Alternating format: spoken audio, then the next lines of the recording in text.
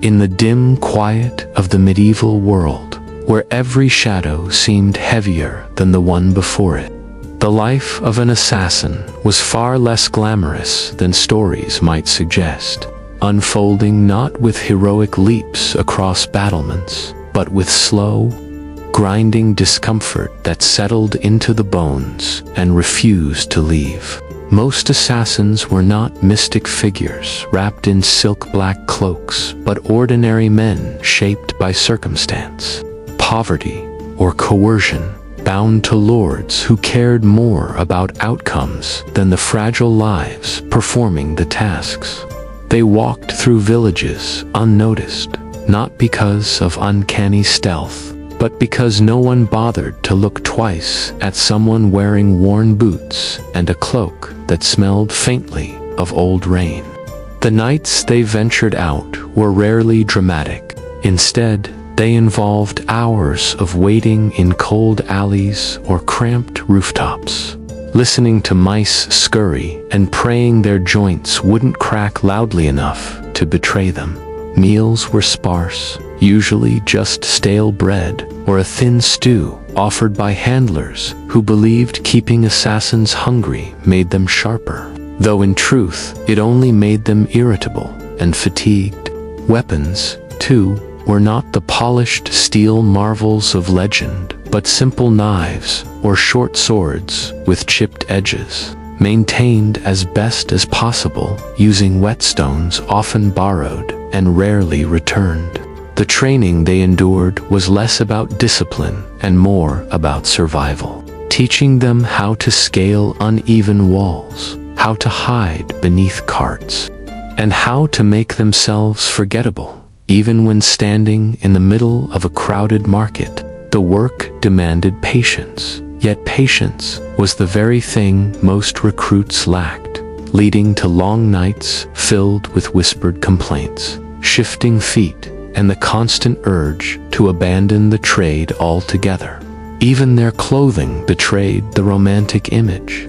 Cloaks became heavy with rain, boots wore thin, and gloves were patched so many times that the original material was nearly impossible to identify. The journey to any assignment required walking for days along muddy roads, avoiding attention not through magical concealment, but by pretending to be travelers with nothing worth stealing.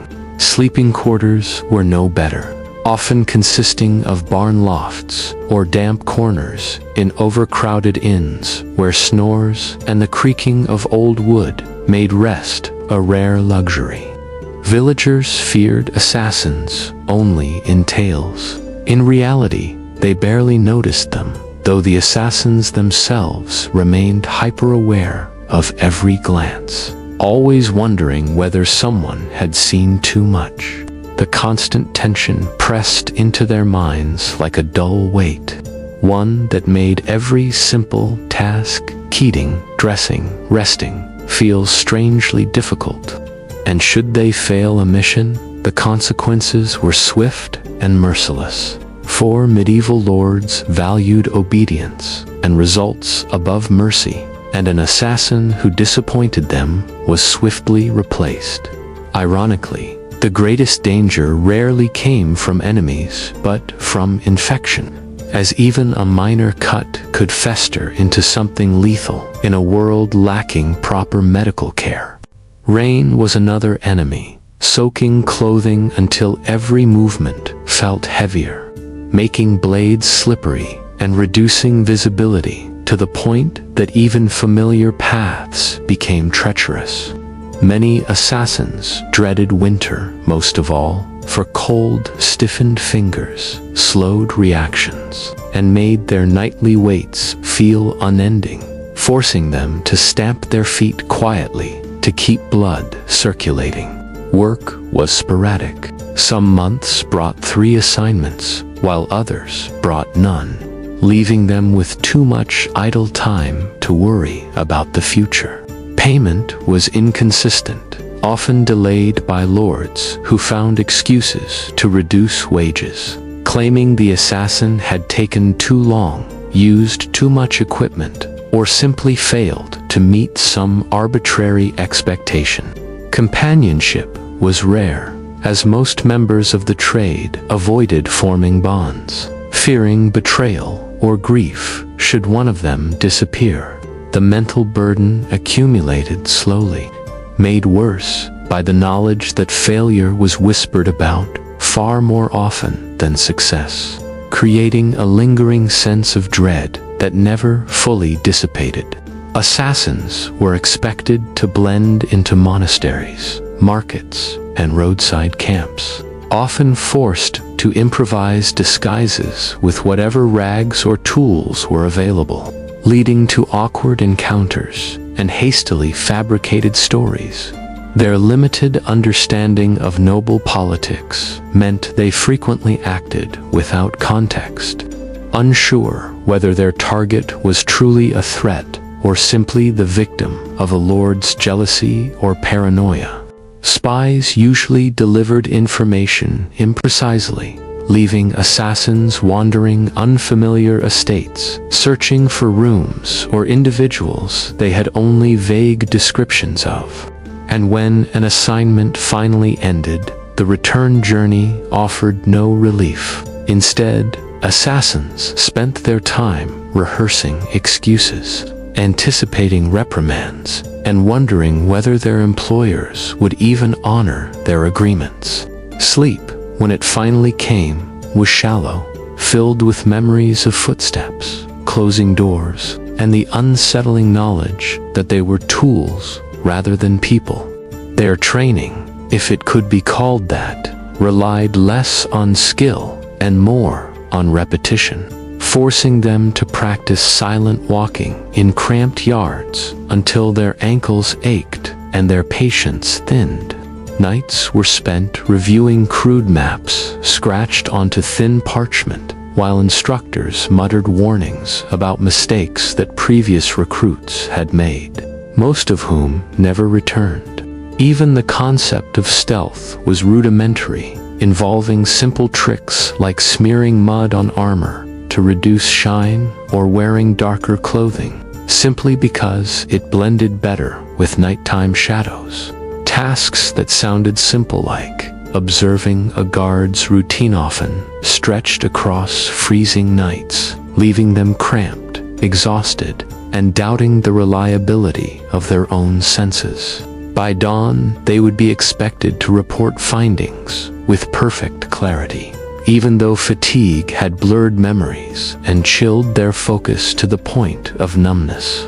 Every step of their routine pushed them toward a life that was less dramatic than the songs claimed, revealing instead a profession defined by discomfort, uncertainty, and an endless cycle of waiting, watching, and worrying in unexpected ways, always. The life of a medieval assassin, far from being filled with thrilling rooftop leaps or heroic moonlit duels, was instead a long sequence of small inconveniences that accumulated like pebbles in a shoe, each irritating enough to notice but never dramatic enough to romanticize, creating a profession defined more by discomfort and monotony than danger or glory. Much of their time was spent following people who had no idea they were being watched, a task that sounded exciting in theory but in reality required walking at an uncomfortably slow pace behind merchants who frequently stopped to chat, haggle, or simply stare at vegetables for several minutes at a time, leaving the assassin shifting awkwardly from foot to foot. They learned quickly that blending in often meant pretending to be interested in whatever their target pretended to be interested in, whether it was a barrel of dried fish, a crooked candlestick, or a sheep that wasn't especially remarkable, except for its ability to bleat at inconvenient moments. Even the act of watching a nobleman's manor was less of a strategic endeavor and more of a prolonged exercise in patience. as guards repeated predictable routines and windows remained stubbornly uninformative for hours at a time. The boots they wore were not designed for comfort, and after several days of tailing someone across uneven streets, their feet developed blisters that made each step feel like a small punishment. Cloaks that were meant to help them stay inconspicuous often tangled around their legs or became heavy with dust, forcing them to brush dirt off constantly while trying not to appear suspicious. Whenever rain began to fall, they had to choose between two equally unpleasant options: continue following their target with droplets running down their neck, or seek shelter and risk losing them entirely. A dilemma that usually ended with them staying in the rain, because handlers were never sympathetic to excuses involving weather. Waiting outside taverns was especially tedious, as targets often remained inside far longer than expected, laughing loudly while the assassin sat outside listening to muffled sounds of merriment, damp air, and the uncomfortable creaking of wooden signs swaying in the wind. On nights when they needed to remain hidden, they often squeezed themselves behind barrels or carts, discovering too late that these hiding spots attracted stray cats, spiders, or puddles that soaked through clothing within minutes. And if they needed to conceal themselves on rooftops, they were confronted with the harsh reality that medieval rooftops were not smooth surfaces, but collections of uneven tiles, ready to crumble or slide underfoot, transforming stealthy movements into cautious, tiny steps that caused their calves to ache long before dawn. Sometimes employers demanded that assassins gather information from local gossip, which required sitting through long, meandering conversations at taverns, listening attentively while pretending to drink watered-down ale, only to discover that the villagers' stories were exaggerated, contradictory, or entirely irrelevant to the assignment. Even the task of obtaining food during missions presented challenges, since they had to avoid drawing attention by ordering items that matched their disguise, meaning they sometimes endured meals they disliked just to maintain credibility, and occasionally left hungry when their coin pouch ran low because payments were often delayed. Traveling between towns introduced further complications. Because assassins rarely rode horses, those were reserved for wealthier or more trusted individuals, so they walked beside caravans, enduring dust, mud, and the occasional overly curious traveler asking questions they wished to avoid. Nights spent on the road were lonely and uncomfortable, punctuated by the distant howls of wolves and the rustling of unseen creatures, forcing them to sleep lightly with one hand on their dagger. Though more often than not, the creatures were simply foxes or hedgehogs passing through. When they finally reached their destinations, they had to navigate unfamiliar streets without looking lost, an art that involved studying crude maps beforehand or pretending to follow someone else who seemed confident. Though this strategy occasionally led them into unrelated neighborhoods where they had to discreetly backtrack, disguises, which sounded clever in heroic tales, were often assembled from whatever clothing could be borrowed or purchased cheaply, resulting in outfits that itched, hung awkwardly, or matched the wrong social class in ways that anyone observant might question. Attempting to impersonate a servant required knowing how servants behaved, yet most assassins lacked this knowledge and therefore imitated what they believed servants did, usually involving exaggerated humility that stood out rather than blending in. Conversations with guards required careful wording, especially when fabricating reasons for being near restricted areas. And even the slightest stutter or unnecessary detail could raise suspicion, leading to long, tense moments where assassins wondered whether they should flee or stand their ground. Gathering information from markets meant pretending to browse goods they had no intention of buying, all while keeping an eye on people who might be watching them instead. Occasionally, local dogs would bark at them for no understandable reason, drawing unwanted attention and forcing them to either walk faster or freeze and hope the animal lost interest. Indoor surveillance was even trickier, since eavesdropping required positioning oneself close enough to hear without being so close as to be noticed. A delicate balance that often meant pretending to admire wall hangings or waiting awkwardly near doorways. Candles flickered unpredictably in drafty buildings, casting shifting shadows that made it difficult to distinguish shapes or movements at a distance, sometimes causing assassins to misinterpret simple gestures as threats or clues.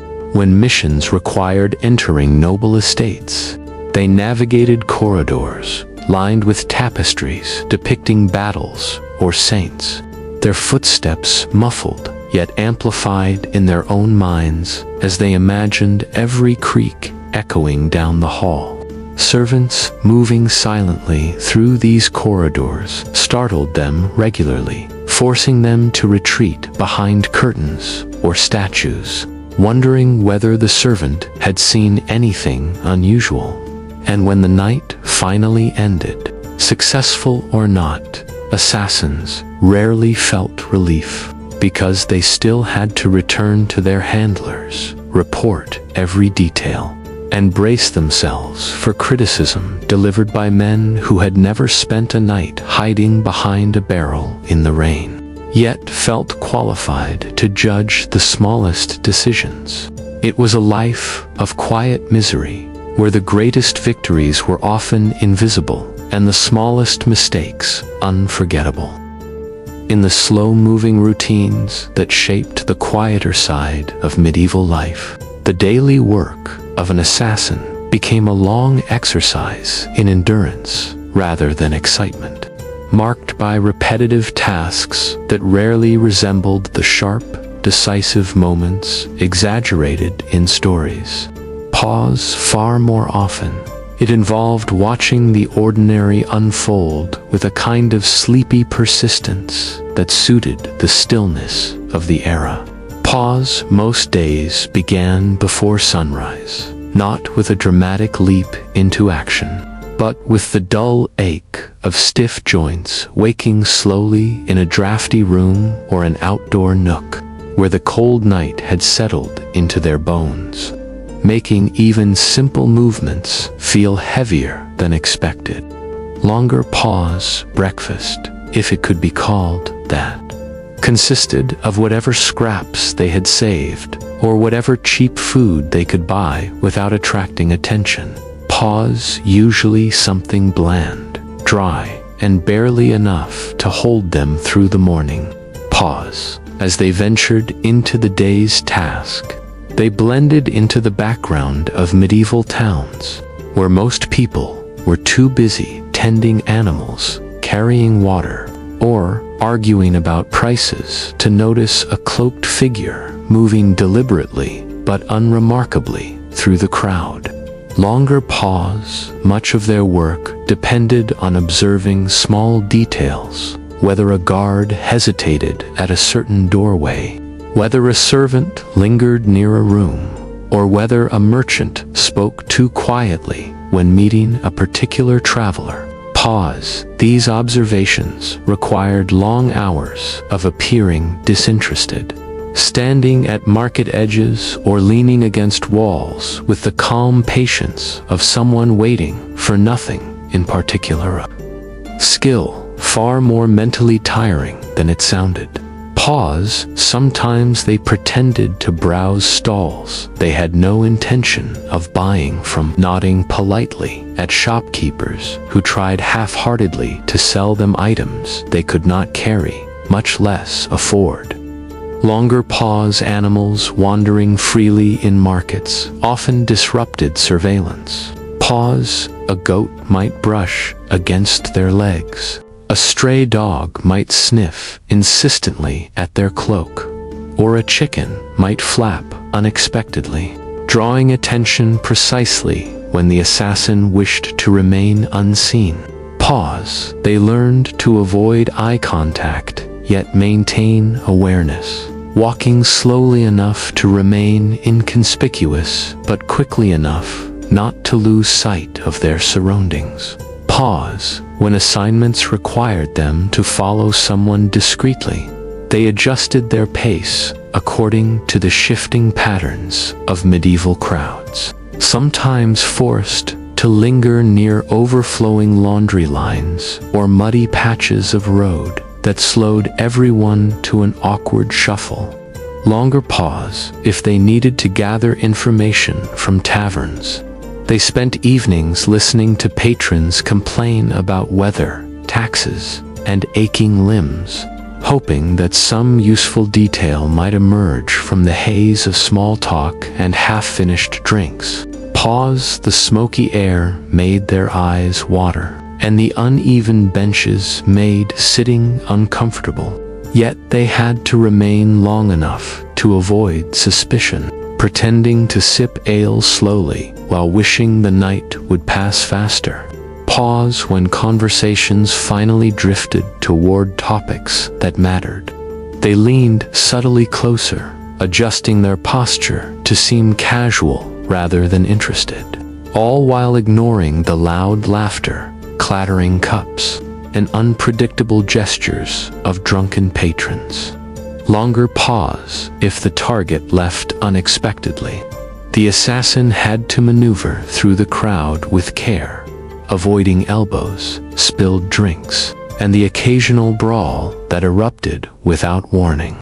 Pause. Even when not actively engaged in surveillance, assassins spent significant time reviewing information from previous days, trying to piece together patterns that might reveal an opportunity or weakness. Though these patterns often proved elusive or unhelpful, pause. Their lives were defined by waiting. Waiting for people to appear, waiting for rooms to empty, waiting for guards to change shifts, and waiting for nightfall to cast shadows deep enough to hide within.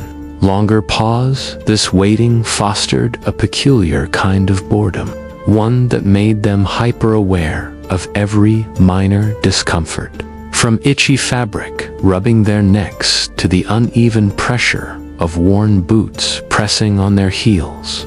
Pause. Travel days brought different frustrations, as they trudged along roads filled with carts, livestock, and other travelers moving at unpredictable speeds, turning what should have been straightforward journeys into long, slow treks under shifting clouds of dust or unexpected drizzle.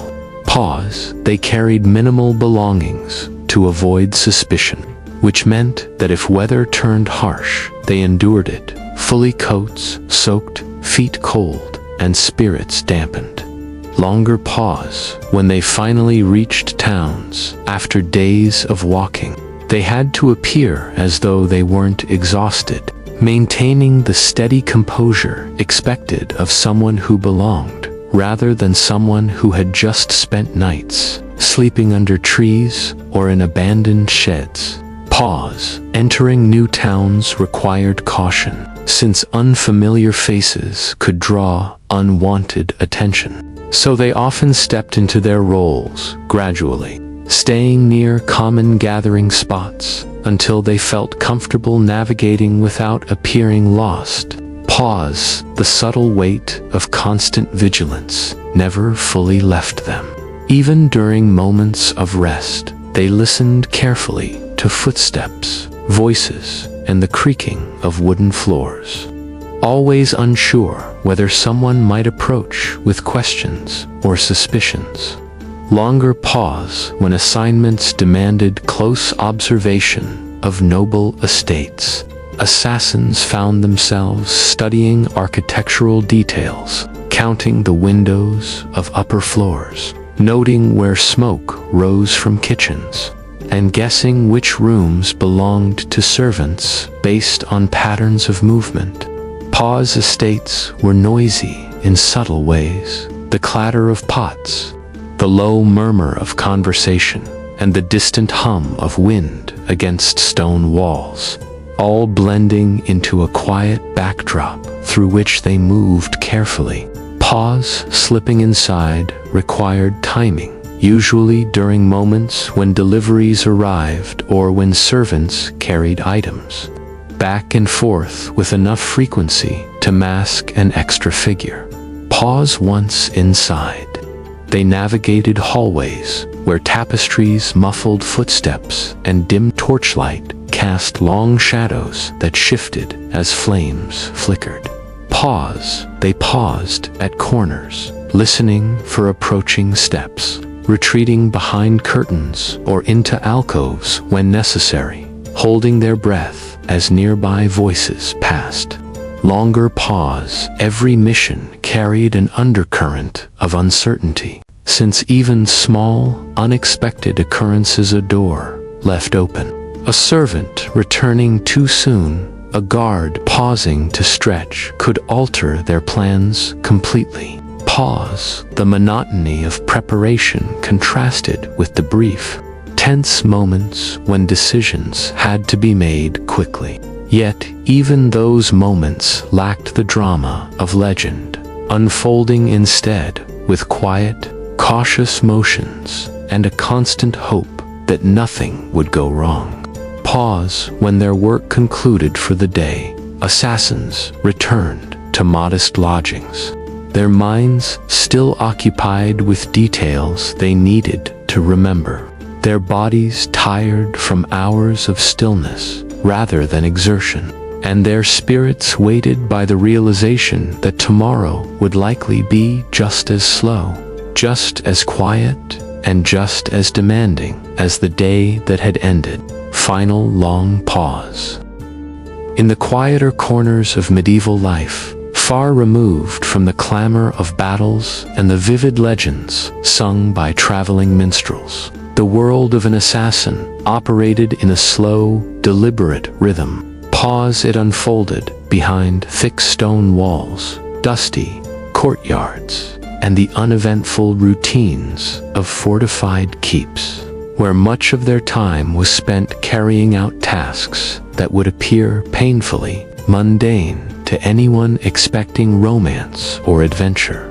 Pause. For the reality of working within the confines of a noble estate was less mysterious intrusion and more prolonged endurance of awkward encounters, tedious observations, and silent movements that demanded patience above all else. Longer pause. Estates themselves were not grand labyrinths of shadowy corridors like stories suggested. Pause. Instead, they were bustling centers of domestic routine, filled with servants who hurried between kitchens, storerooms, and stables, creating a constant flow of footsteps that made sneaking feel less like gliding through darkness and more like trying to merge into a stream without being noticed. Pause. The assassin often found themselves standing for long periods behind open doors, pretending to examine a broom or piece of pottery as servants shuffled past with baskets of bread or folded linens. Pause. During these moments, they felt strangely out of place, not because they were trespassing, but because they were forced to behave like someone who genuinely cared about the placement of brooms and pottery. Longer pause. Noble estates which might appear imposing from afar were surprisingly noisy from within. Pause. The clatter of pots, the uneven rhythm of wooden wheels rolling across stone floors, the low hum of whispered gossip between maids, and the steady crackle of fires burning in kitchens, all blended together into an atmosphere that was far too lively for stealthy operations. Pause. This caused assassins to rely less on silence and more on blending their footsteps into the natural rhythm of daily chores. Longer pause when observing corridors. They often lingered near windowsills, pretending to adjust their boots or shake dust from their cloaks, hoping that anyone who saw them would assume they belonged to some overlooked corner of the staff. Pause. Identifying the routines of nobles required hours of watching servants move in predictable patterns, noting which corridor belonged to the steward's chambers, which staircase led to the family's private rooms, and which entrances were used exclusively by guards who carried themselves with a stiff alertness that made them far more observant than anyone else. Pause guards were not always sharp-witted, but they were predictable in a way that demanded respect. Pause. They paced in loops that seemed to repeat endlessly, sometimes pausing to shift weight, scratch their beards, or adjust their belts. Pause. Yet, even these minor gestures could disrupt an assassin's timing if misjudged by just a few seconds. Longer pause. Kitchens posed their own challenges, filled with heat, smoke, and the constant movement of cooks bustling around ovens and cauldrons. Pause. There were few quiet corners for eavesdropping. Unless the assassin pretended to help carry firewood or fetch water from the well, tasks they accepted reluctantly because each interaction increased the risk of recognition.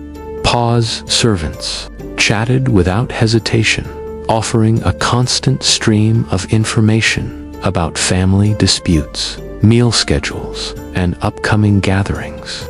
Pause. But the assassin had to distinguish between valuable hints and meaningless chatter, which was difficult because most conversations revolved around laundry mishaps, food shortages, or minor household complaints.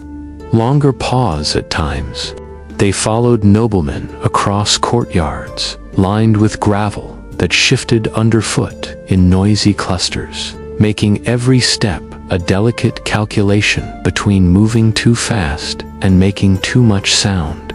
Pause. Courtyards were bright and open during the day, offering no shadows to slip into, forcing assassins to keep a respectable distance and hope no one questioned their presence. Pause. Occasionally, a stable boy or gate attendant would glance at them with mild curiosity, causing a brief jolt of anxiety that lingered long after. Longer pause. Night offered more shadows, but introduced new difficulties. Pause. Torches flickered unpredictably in the wind, creating shifting patterns of light that played tricks on the eyes, making stone walls appear to move subtly as flames danced in shallow sconces. Pause. The assassin often found themselves crouched behind barrels or carts that smelled of hay, wine, or damp wood, holding their breath as late-night patrols passed by with the slow confidence of men who believed themselves familiar with every crevice of the estate. Pause. Rain complicated matters further by turning dirt paths into slippery patches and making cloaks cling uncomfortably to the body.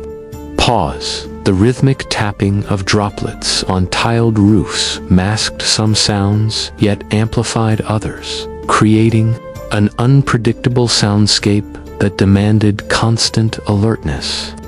Longer pause. There were moments when the assassin needed to enter storage rooms, archives, or lesser-used chambers to search for documents or objects tied to their mission.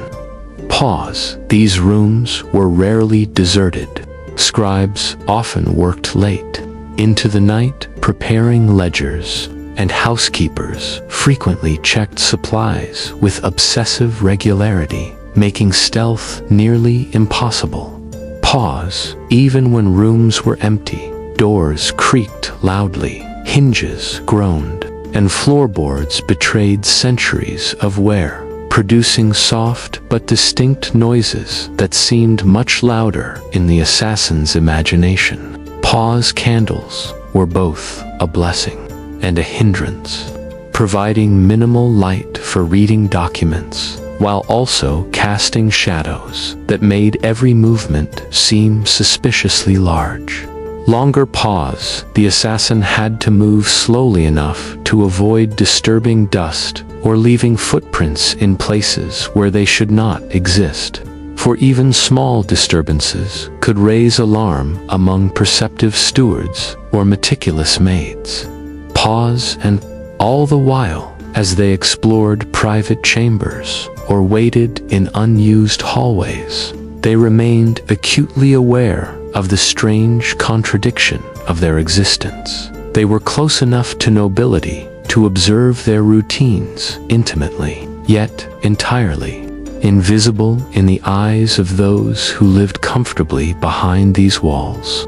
Pause. Their work inside estates demanded a calm, steady kind of vigilance, one that did not rely on acrobatics or daring feats, but on the patient acceptance of monotony, discomfort, and the subtle tension of moving through a world that was never built to hide strangers lurking quietly between its daily rhythms. Final long pause. In the muted quiet that settled over medieval estates during ordinary days, the assassin's work moved at a slow, steady pace, defined not by danger but by the countless unnoticed tasks that unfolded across kitchens, courtyards, storerooms, and dimly lit hallways. Pause. Each place carried small challenges that made infiltration less a matter of daring action and more a patient acceptance of tedious rhythms. Pause. They spent long hours simply learning how the household breathed, watching how servants carried baskets of flour from the mill or how stable hands led horses to shaded areas during hotter afternoons, all while maintaining the calm demeanor of someone who had long belonged to the estate. Pause. That meant learning how to nod politely without seeming overly familiar, how to carry objects in ways that matched the habits of real workers, and how to appear occupied while secretly absorbing every detail. Longer pause. The assassin memorized schedules, noting when the head cook scolded apprentices for spoiling broth, or when the steward paced through storage rooms, counting sacks of grain with visible irritation. Pause. Observing these moments from the background required a stillness that felt unnatural.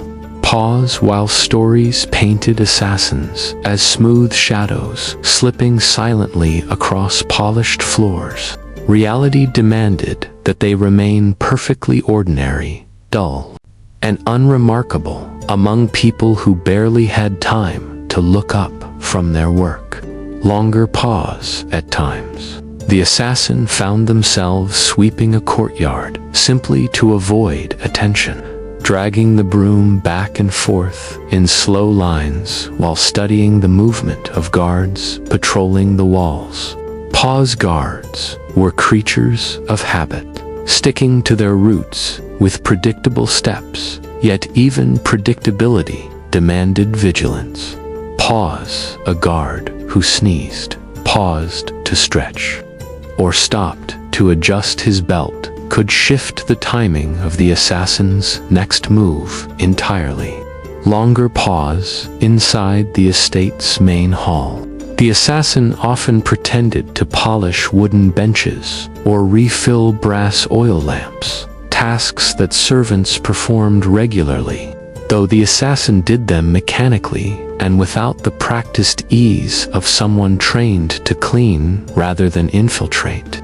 Pa's kitchens were warm, crowded, and chaotic, filled with the smell of stews simmering in large pots and the sound of knives chopping vegetables on thick wooden boards. Pa's, the assassin, drifted through these spaces under the guise of retrieving firewood or carrying messages, using each visit to overhear fragments of gossip exchanged between cooks and maids who barely noticed an unfamiliar figure among them. Longer pause, yet sifting useful information from idle chatter proved far more difficult than any dramatic tale suggested. Pa's most conversations revolved around sore feet, missing spoons, and whose turn it was to fetch water from the well. Pause when evening approached and lanterns flickered awake across the estate. The assassin's work became quieter, but no less tedious. Longer pause, they moved between corridors lined with tapestries depicting scenes that blurred in dim light. Their footsteps softened by aging rugs, yet loud enough in their own ears to seem risky. Pause in these quieter moments. They often pretended to check window latches or dust forgotten shelves, performing tasks that felt absurdly mundane for someone trained for secrecy. Pa's storage rooms had their own challenges. Barrels of dried fish smelled strongly enough to cling to clothing. Crates blocked pathways awkwardly, and sacks of barley spilled easily if brushed accidentally, leaving obvious traces that would be noticed by attentive stewards. Longer pause, despite their reputation for slipping effortlessly through tight spaces. Assassins found that medieval storerooms were not designed with stealth in mind. Pause, they contained creaking shelves, groaning floorboards, and piles of objects precariously balanced in ways that demanded careful navigation. Pause at night, the estate took on a different atmosphere, one shaped by the uneven glow of torches and the distant clatter of pots being cleaned in kitchens. But even then, the assassin rarely had the dramatic freedom that stories promised. Longer pause, instead. They spent long stretches crouched behind large urns or pressed against cool stone walls, waiting for the right moment to move without drawing attention. Pause, waiting slowly, eroded their sense of time, stretching minutes into what felt like hours. While their legs cramped and their thoughts drifted to simpler concerns, like whether their boots would dry before morning, or whether anyone had noticed the loose thread on their sleeve. Pause, even when pathways were clear. Navigating them remained a slow, measured process, because haste invited noise, and noise invited suspicion. Pa's servants occasionally wandered the estate at odd hours, carrying leftover bread or heading toward storerooms to retrieve items they had forgotten, and their unexpected presence forced the assassin to freeze mid-step or retreat into deeper shadows. Longer pause in rare moments when documents needed to be examined. The assassin faced the delicate challenge of reading by the faint glow of a single candle, without casting a suspiciously large shadow on the wall. Pause, wax dripped unpredictably, and flames flickered when doors opened slightly due to drafts, transforming the simple act of reading into an exercise in delicate balance. Pause, the paper itself crackled softly, its texture dry and brittle, making even the smallest movements sound louder than they should. Longer pause, over time, the assassin learned which rooms were most likely to be visited by servants before dawn. which corridors stayed deserted longest, and which corners offered the best vantage points for observing noble family members without being seen. Pause. Yet each new discovery came with its own frustrations. A corner that once provided perfect cover might become crowded with baskets after a harvest, and a hallway that remained quiet one night could be unexpectedly busy the next. Pause. Infiltration was an ever-adjusting puzzle, less thrilling than exhausting, requiring the assassin to adapt constantly without revealing even a hint of uncertainty. Longer pause. They moved with cautious deliberation, their senses sharpened not by adrenaline but by sheer repetition. And while their presence often went unnoticed, the effort required to remain unseen stretched their patience thin. Pause. These routines shaped every quiet moment the assassin endured while moving unseen through the estate grounds daily. Final long pause. The slow, creeping monotony of a medieval night was something most people today can barely imagine. Pause. For an assassin, it carried a particularly cruel flavor, one that blended silence with a suffocating awareness of being both hunter and hunted, a paradox that shaped their every breath. Pause. In this strange, dimly lit world, there existed a part of an assassin's nightly routine that proved more draining than bloodshed itself. The long, largely invisible hours spent waiting, thinking, rehearsing, doubting, and repeating the same motions again and again.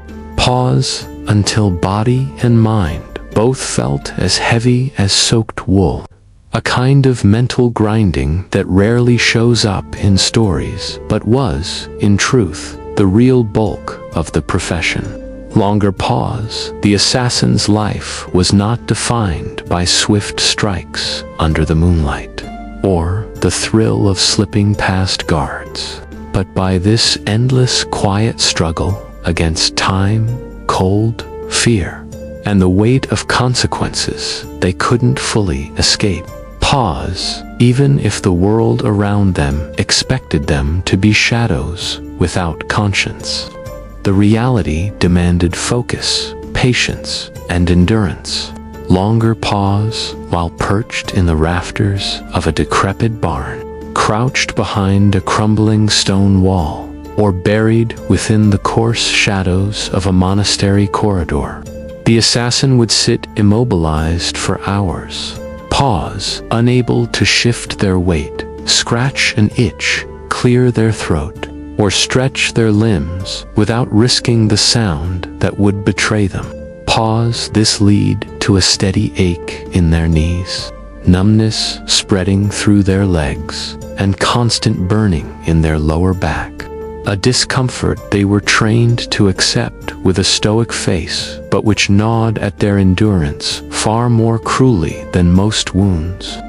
Longer pause. During these painfully still hours, their mind drifted in dangerous directions from their handler, considering risks of failure, reviewing escape routes that were often little more than desperate guesses, and imagining the consequences if something went wrong. Pause. Capture, torture, execution, or simply vanishing as another forgotten corpse in a riverbank ditch. Pause. Even those thoughts were sometimes too noisy, prompting the assassin to force their mind into an eerie blankness just to survive the unbearable weight.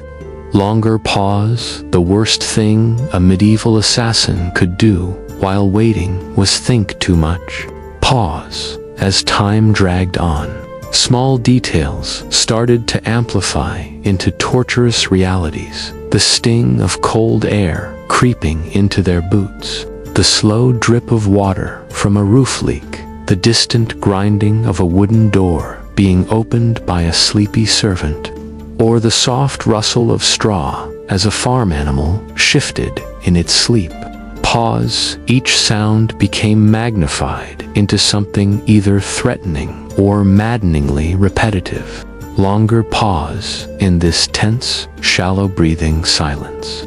The assassin sometimes slipped into a strange state between alertness and exhaustion. Pause, their eyes burned, their thoughts flickered like a candle flame, because adrenaline could only last so long before the body demanded rest, even if rest was a luxury they could not afford. Pause, it was in this strange limbo, neither fully awake nor fully drifting, that accidents often happened. The slight clatter of a dagger, hilt shifting, the soft crunch of dry grass under a cramped foot, or the involuntary exhale that escaped at the wrong moment.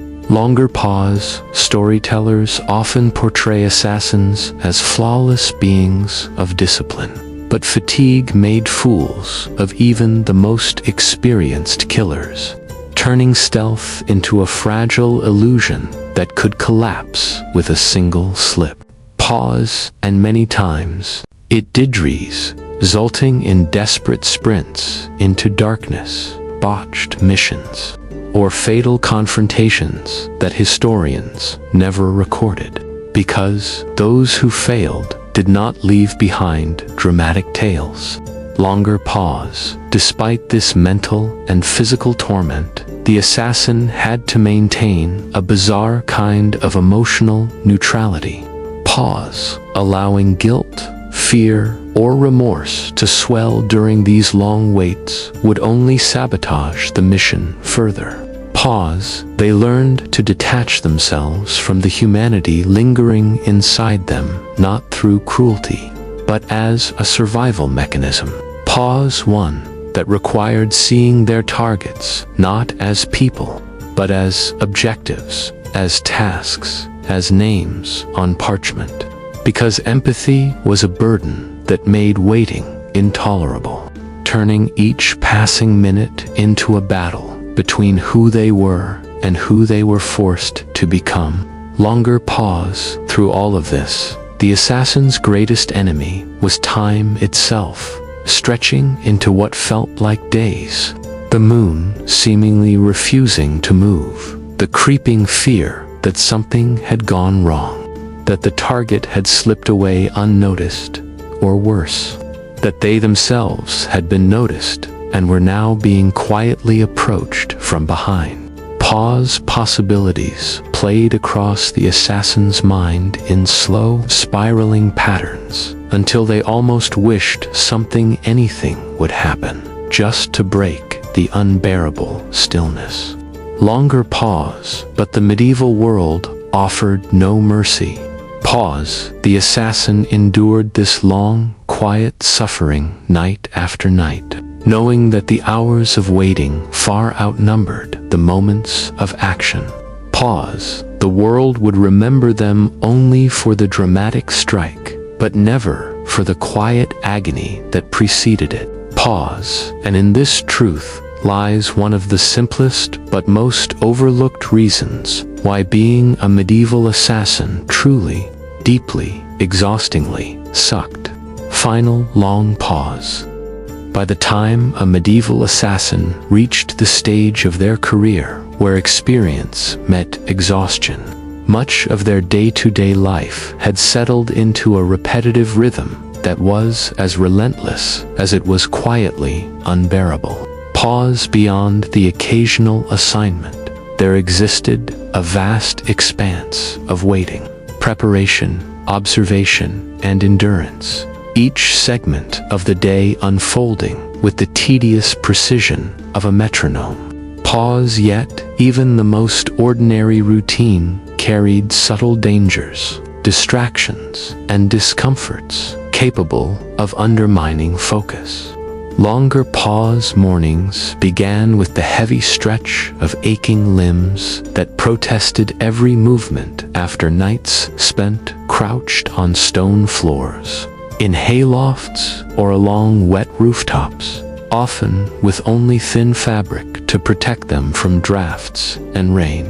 Pause. The assassin rose stiff, shivering, and aware that no amount of physical resilience could truly prepare them for the repeated trials to come. Pause they faced each day with a mix of resignation and grim determination, understanding that the smallest misstep, in incorrectly tied cloak, a slip of the tongue, a misjudged shadow, could undo hours of careful planning. Longer pause food, a seemingly simple necessity, presented a series of minor trials. Pause medieval inns and taverns offered little comfort, and meals were often bland, overcooked, or contaminated by dust. Pause the assassin made do with stale bread, thin gruel, or cold meat, eating while keeping a watchful eye on patrons and staff to ensure no one noticed their strange presence or unusual habits. Longer pause travel between assignments was equally tedious and physically taxing, requiring long hours on uneven roads where carts rumbled, animals brayed, and stones jostled ankles through worn boots. Pause every step reminded the assassin that even mundane movement carried the potential for pain or noise that could compromise their mission. Pause, and yet they continued, calculating every stride, avoiding puddles, mud, and the attention of passers-by who had no idea how closely they were being observed. Pause, often carrying minimal supplies to maintain speed. They endured cold hands, dry throats, and aching muscles without complaint. Longer pause within cities. The assassin's work became a careful study in the art of invisibility through ordinariness. Pause, it was far easier to remain unnoticed by appearing unremarkable than by attempting elaborate disguises or dramatic stealth. Pause, they moved slowly, observing not only their targets, but also every element of their surroundings, the placement of carts, the rhythm of street vendors, the habits of dogs and cats, the subtle changes in wind and light that could reveal or conceal them.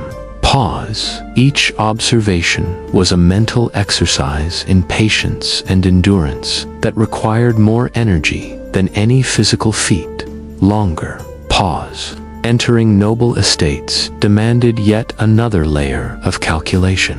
Pause hallways, kitchens, and courtyards presented not just the risk of being seen, but the tedium of adapting to 1,000 tiny rules of domestic life. Pause, from when doors opened to the cadence of servant footsteps, from the way stew was stirred to how laundry was folded, each movement was observed, repeated, and memorized. Pause. All of it had to be done with the quiet neutrality of someone who belonged, rather than someone who intruded on. Impossible feat for anyone unaccustomed to long stretches of mind-numbing observation. Longer pause. The night brought no respite, only a change in form. Pause. Moonlight created shadows that shifted unpredictably. Torches flickered with drafty winds, and sleeping guards sometimes stirred unexpectedly. Pause. The assassin froze mid-step, adjusted posture, and held their breath while calculating which noises could betray their presence. Pause. Cold crept further into joints and bones, and fatigue clawed at concentration, reminding them that the greatest danger often came not from enemies, but from their own body, betraying them through exhaustion, numbness, or inattentive movement. Longer pause missions often required physically uncomfortable positioning, crouching in a corner for hours, hanging from beams, lying in hay, or pressing against cold stone walls. Pause. Each posture was chosen to minimize visibility, yet maximize endurance. Pause. Even these small accommodations brought aches, stiff shoulders, cramped legs, and a constant mental accounting of every muscle that could fail at the wrong moment. Longer pause communication with handlers, when it occurred, was infrequent, cryptic, and often frustrating. Pause. The assassin made independent decisions without clarity, turning even simple reconnaissance into a test of patience, endurance, and the ability to remain calm in conditions that would unsettle anyone. Pause. Yet, despite endless tedium, repetitive discomfort, minor humiliations, and constant vigilance, the assassin continued.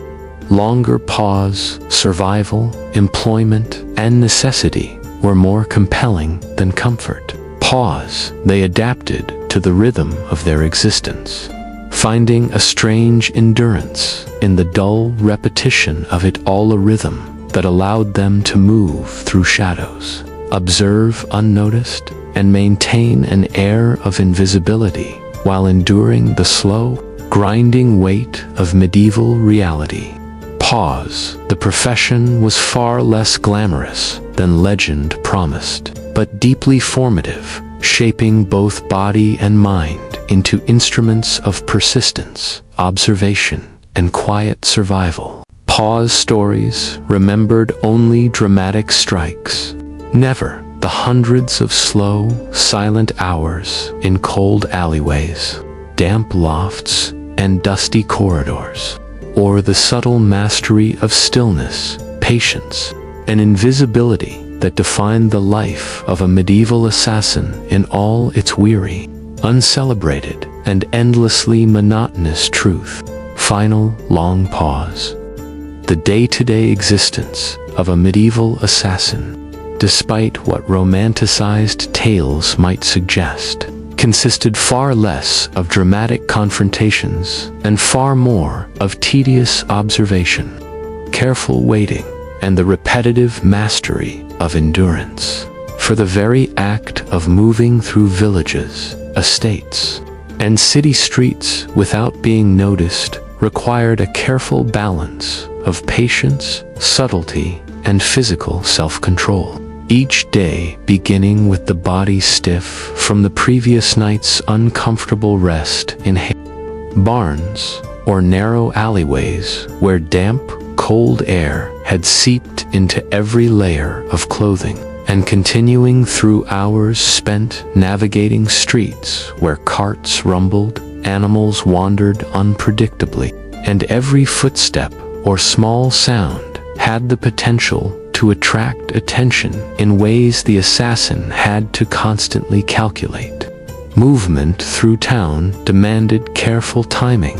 Even a momentary glance at the wrong passerby or a misplaced step onto loose gravel could undo hours of preparation, forcing the assassin to pause, reposition, and recalibrate their presence as though they were a shadow attempting to mimic the flow of mundane life. Markets offered particular challenges. As sellers called out their wares, neighbors chatted loudly, and animals scuttled between legs, forcing the assassin to adopt the guise of a distracted shopper or idle pedestrian, while their mind cataloged details, who was meeting whom, when guards changed positions, and which alleys offered discreet passage while enduring the discomfort of worn boots, heavy cloaks, and the constant nagging of hunger when coin or provisions ran low. Within noble estates, the monotony was punctuated by subtle hazards, doors that groaned unpredictably, floorboards that creaked under weight, the shuffle of servants, and the random noise of domestic chores. Each event demanding a freeze in place, a careful adjustment, and the silent patience to wait until opportunity returned, all of which made the hours stretch interminably. Kitchens, though warm and filled with rich smells, were chaotic and ill-suited to stealth, crowded with cooks, apprentices, and other staff moving in ways that were impossible to anticipate. making even simple eavesdropping a challenge of physical stillness and mental focus. And the slightest misstep, dropping a utensil, stepping on spilled water, or brushing against a hanging bundle of herbs could draw attention, undoing careful planning and adding frustration to fatigue. When tasked with surveillance of noble movements, the assassin had to memorize sequences of rooms, observe subtle gestures, and recognize patterns in the mundane. The time when a steward paused by a window, the moment a candle was replaced, the cadence of servants walking through corridors, because these small details formed the skeleton of opportunity. And missing one often meant starting over with no margin for error. Nighttime, often assumed to be an assassin's ally, brought a different kind of trial. Shadows were deceptive, torches flickered, roofs were uneven, and even the familiar layout of a building became treacherous under limited light. The cold seeped into bones, reducing dexterity, while the imagination exaggerated every movement into a potential threat, forcing the assassin to maintain an almost unnatural focus for hours at a time, enduring both physical discomfort and the subtle mental strain of anticipating unseen dangers. Rain, snow, or wind amplified these challenges, turning simple passages into treacherous journeys, making garments cling, boots slippery, and every step a calculation between speed and silence, while simultaneously dulling senses with the constant noise of falling water or the scraping of icy surfaces. And yet the assassin had no choice but to continue, because medieval contracts, patronage, and the unpredictable economy of payment dictated a strict adherence to assignments regardless of conditions. Communication with handlers, infrequent and often vague, left much of the decision-making to the assassin, amplifying stress while reinforcing the need for meticulous attention to detail, as even a misinterpreted instruction could result in disaster, embarrassment, or sudden replacement by a more compliant or luckier operative. Travel between estates introduced its own monotony. Long walks along dirt roads, careful avoidance of villagers who might question a lone traveler, the heavy, persistent discomfort of carrying minimal supplies, and the constant vigilance against wild animals or thieves who could interfere with even the most carefully laid plans. Meals remained utilitarian, designed to sustain rather than delight, eaten quietly while observing surroundings, and sometimes under pressure, as failing to maintain composure in the presence of strangers could reveal too much. Even in moments of rest, the assassin's awareness never truly faded.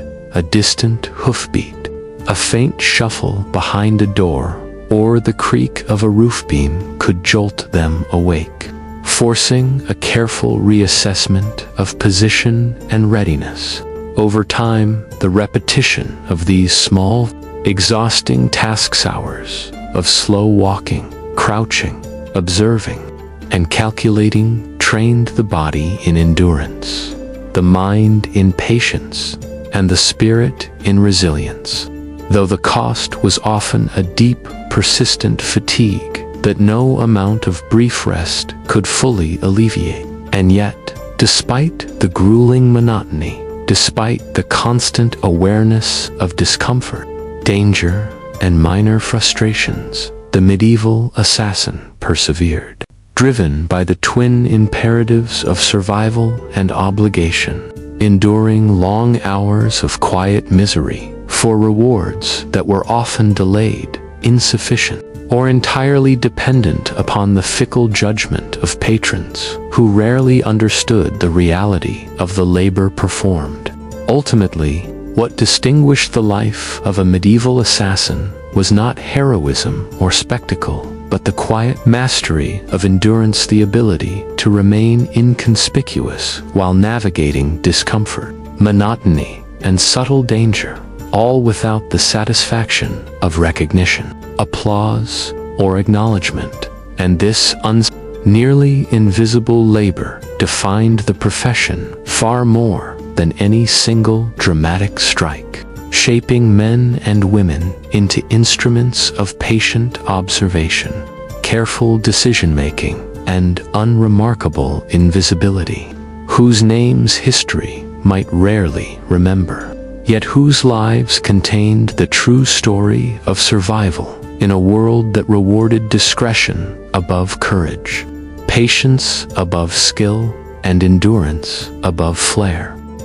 As the night deepened and the world of the medieval assassin settled into an almost imperceptible rhythm of shadows, faint sounds, and creeping fatigue, the true nature of their profession became painfully evident.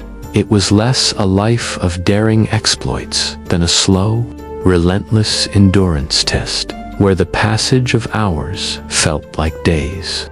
Every creaking door, every shifting shadow, every distant footstep magnified into a potential hazard, and even the simplest movements required careful calculation, because one misjudged step could compromise not only the mission but their very survival, creating a tension that seeped into muscles, joints, and bones, leaving an ache that became almost constant, a low-level companion to every thought.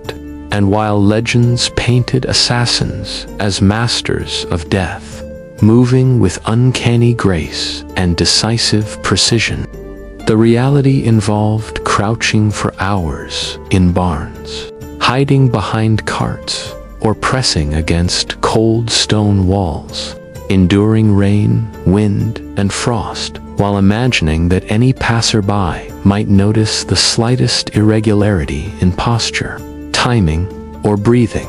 And the imagination of the human mind, left to its own devices in such conditions, often filled these long stretches with exaggerated fears of discovery, whispers of guards who were not there, or imagined eyes watching from darkened windows, all of which demanded an almost unnatural patience and discipline that tested both mental and physical endurance.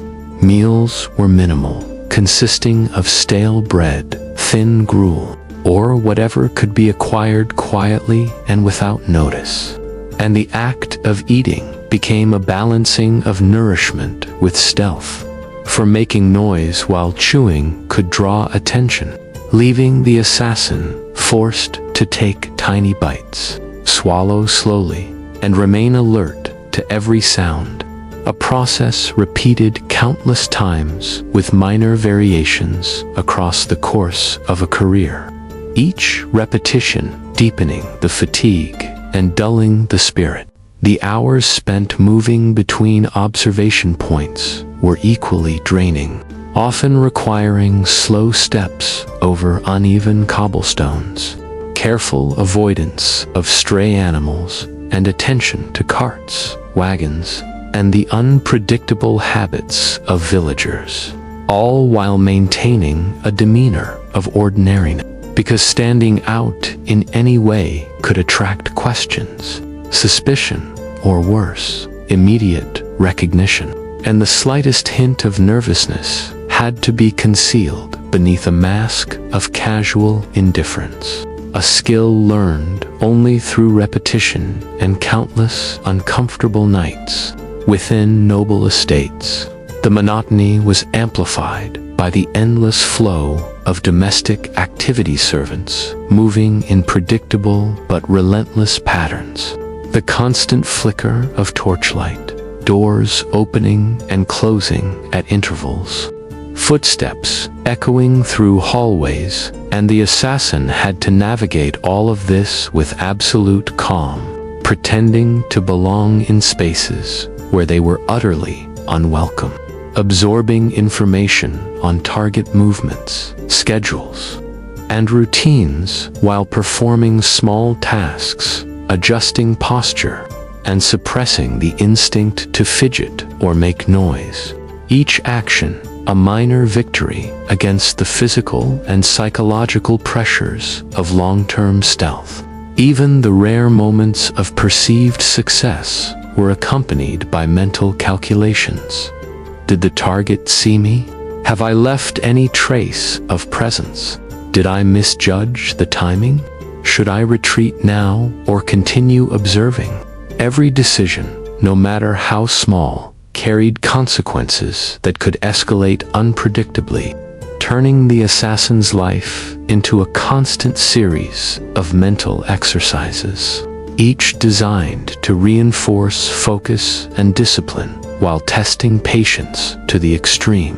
The nights were often damp, cold, and lonely, with only the occasional distant sound to punctuate the silence.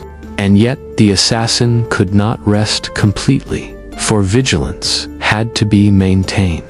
Senses sharpened despite exhaustion, and muscles primed for movement, because a sudden approach by a guard, an animal, or an inattentive servant could turn the quiet endurance of hours into a sudden, precarious scramble.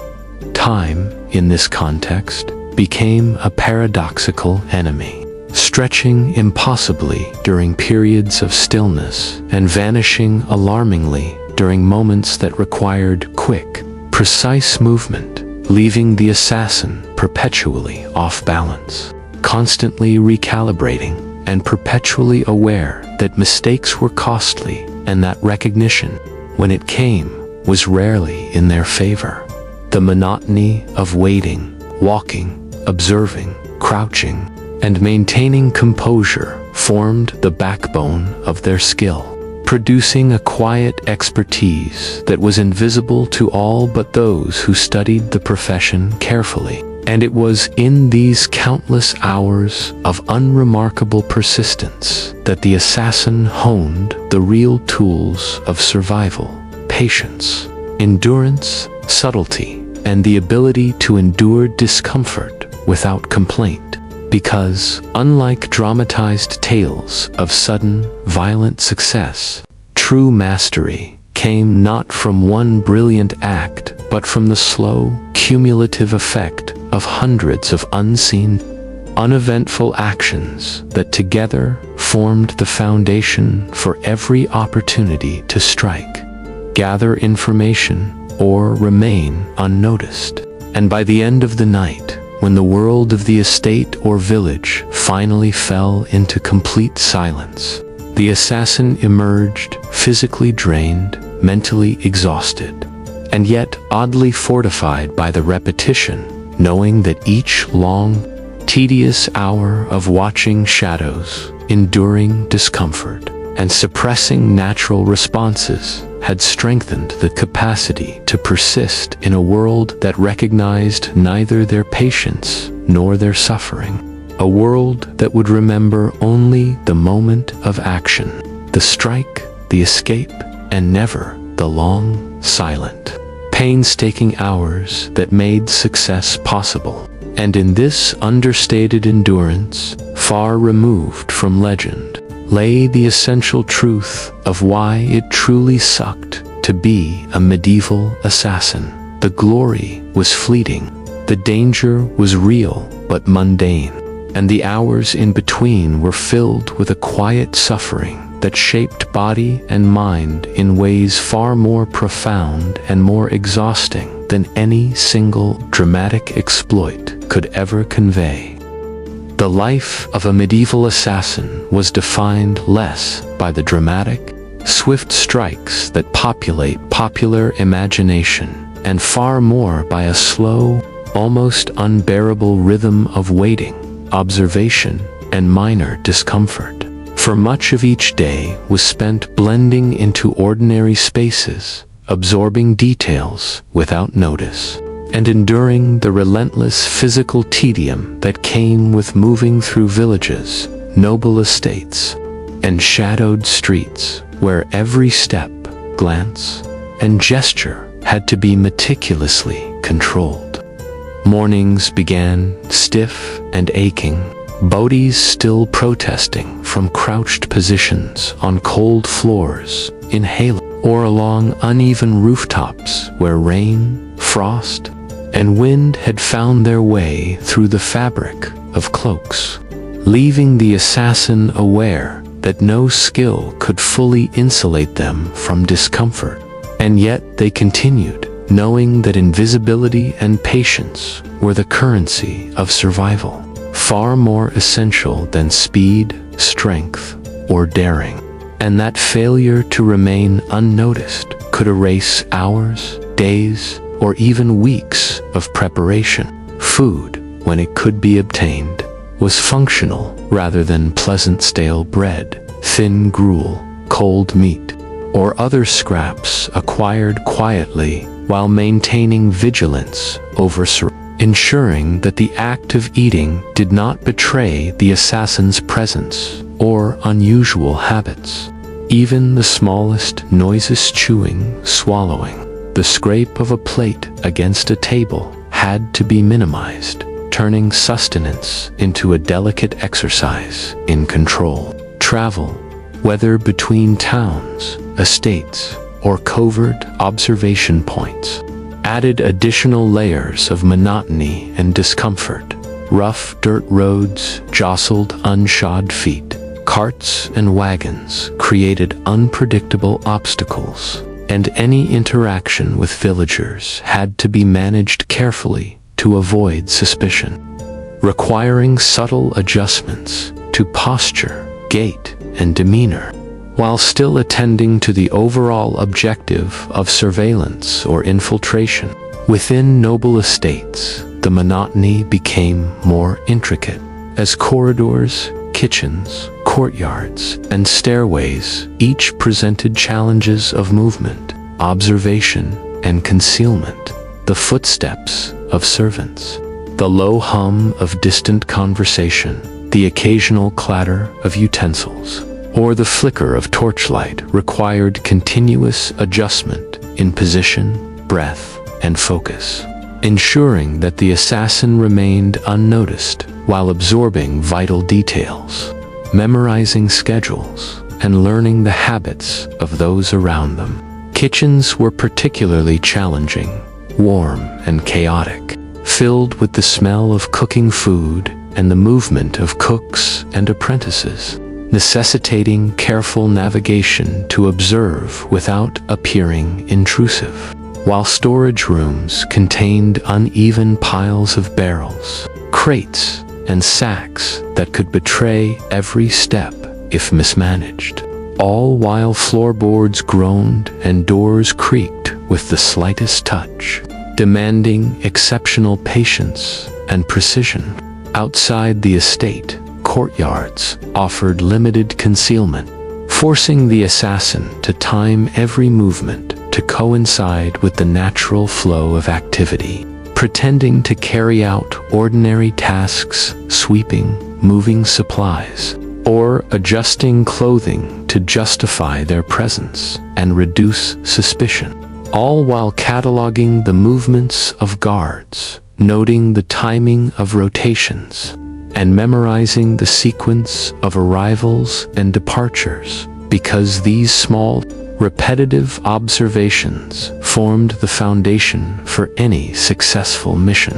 Nighttime brought additional burdens as shadows shifted unpredictably with the flicker of torchlight. Rooftops became treacherous under moonlight, and every wind gust, distant animal, or creaking beam had the potential to draw unwanted attention. The assassin had to maintain near-perfect stillness, endure cold that seeped into bones, and suppress natural responses such as shivering, coughing, or stretching, turning survival into a prolonged, meticulous exercise in endurance. Even brief interactions with other servants, stable hands, or wandering travelers required a careful balance of ordinariness and observation, masking attention while extracting or confirming critical information without raising curiosity, and any misstep risked undermining days of preparation. Communication with patrons or handlers, when it occurred, was infrequent and often vague, leaving much of the decision-making to the assassin, increasing the cognitive load and the mental fatigue from constantly analyzing circumstances, anticipating problems, and planning contingencies, all while maintaining perfect composure in a physically taxing environment. Beyond the physical and mental challenges, the emotional toll of constant observation, concealment, and enforced detachment weighed heavily.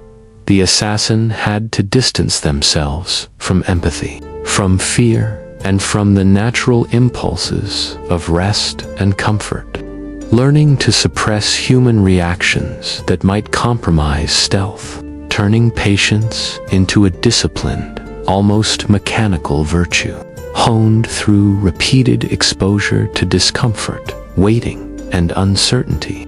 The passage of time itself became a challenge. Hours stretched endlessly when crouched in darkness or hidden behind obstacles, while moments of necessary action required intense alertness and precise execution, making the day feel simultaneously interminable and fleeting, a paradox that taxed both mind and body, and reinforced the quiet mastery of endurance as the defining skill of the profession. The reality of survival was that the greatest hazards were not dramatic duels, but the accumulation of minor discomforts, the silent erosion of attention, and the slow buildup of fatigue that transformed even familiar spaces into obstacles. Thus, the medieval assassin's life, far from glamorous, required constant vigilance, extraordinary patience, and the ability to endure physical, mental, and emotional discomfort with a quiet persistence that made every completed observation, every unnoticed step, every unbroken hour of surveillance a small victory in a world that rarely celebrated or acknowledged such endurance. And it was within this quiet repetition, this subtle, relentless grind of preparation, observation, and survival, that the true, often overlooked hardship of being a medieval assassin revealed itself, a slow, monotonous, exhausting life of patient invisibility that defined the profession far more than any fleeting moments of action or notoriety could ever convey. The subtle, almost imperceptible rhythm of life for a medieval assassin revolved around long, drawn-out periods of observation, movement, and endurance, with very little of the dramatized action imagined in popular stories.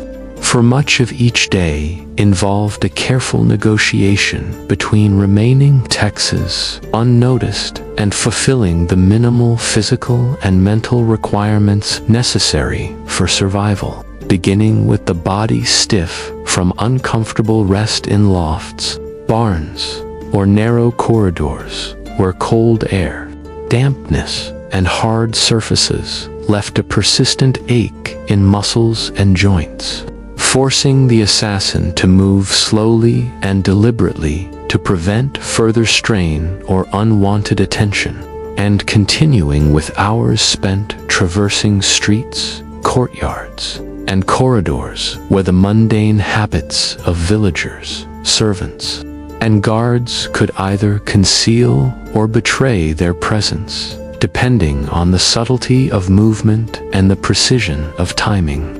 Each step carried potential consequences: a loose cobblestone underfoot, a stray animal darting through a marketplace, a guard pausing to adjust equipment all required immediate recalibration, forcing the assassin to think ahead constantly and maintain a mental map of both expected and unpredictable events, while simultaneously enduring the fatigue of repetitive motion, minor discomforts, and the slow creep of hunger when provisions ran low or food could only be consumed in near silence.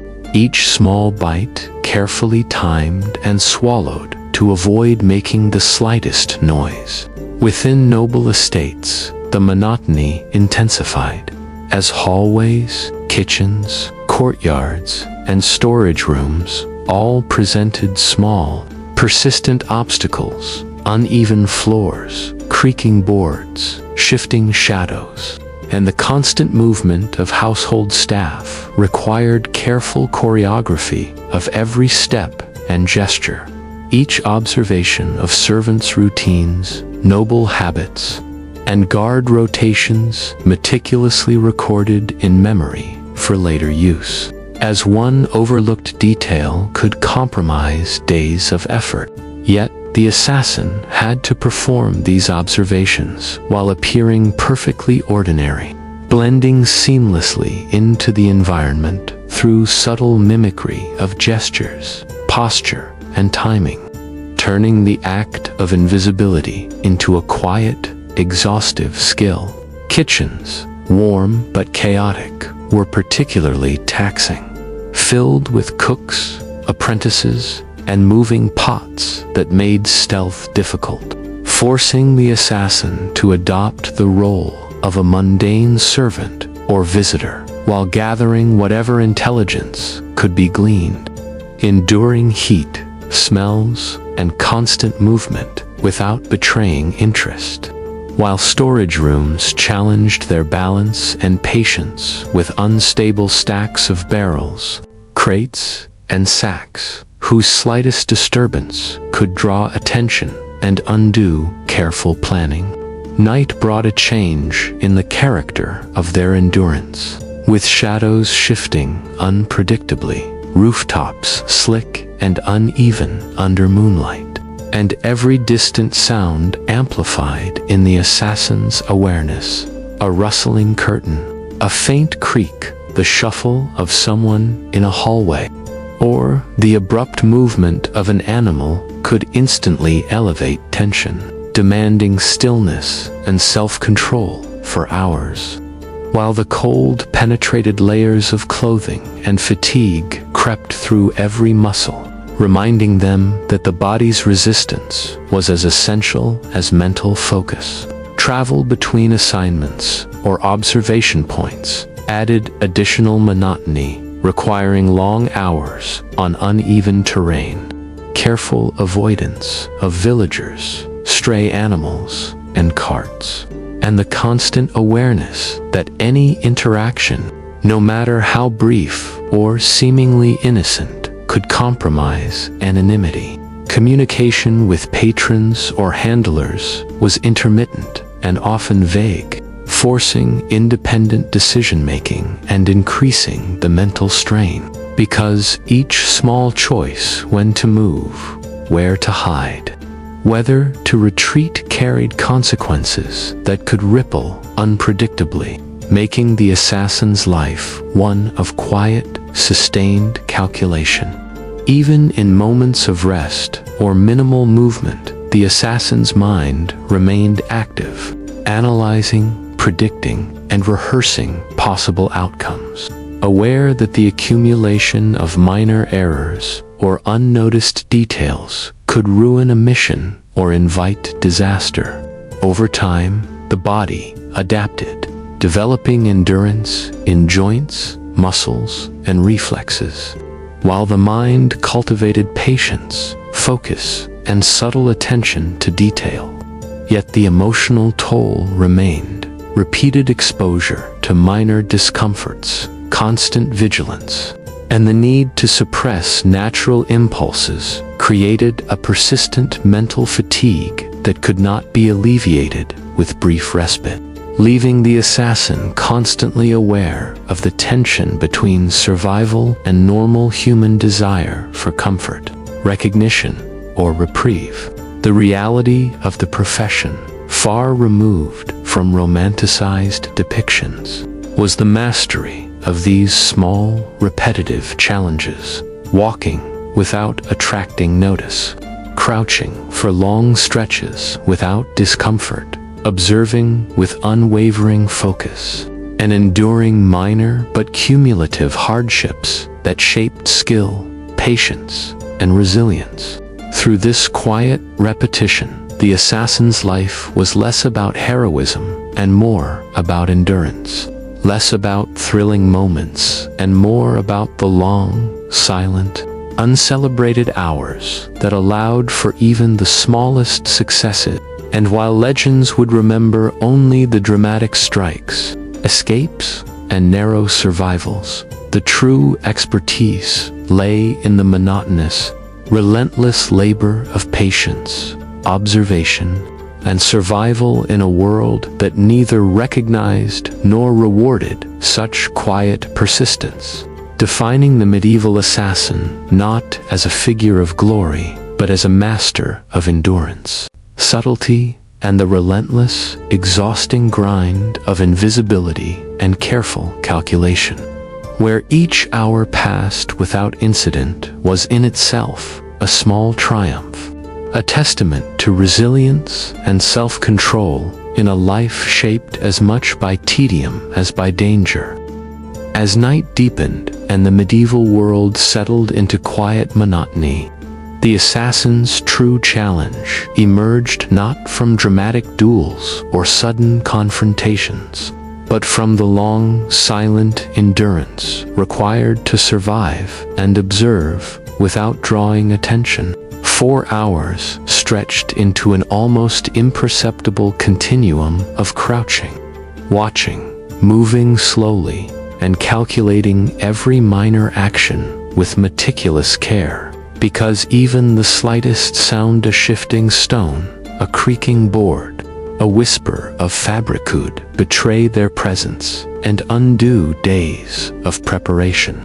And yet there was no pause, no heroic reprieve, only the endless repetition of vigilance and restraint that defined their existence. Physical discomfort compounded the mental strain, stiff joints, aching muscles, cold seeping through layered clothing, and cramped limbs were constant companions, and the assassin had to remain still or move with painstaking slowness to avoid detection, suppressing natural responses such as shivering, scratching, or adjusting posture. Each minor bodily impulse a potential threat to invisibility in estates, streets, and alleyways alike.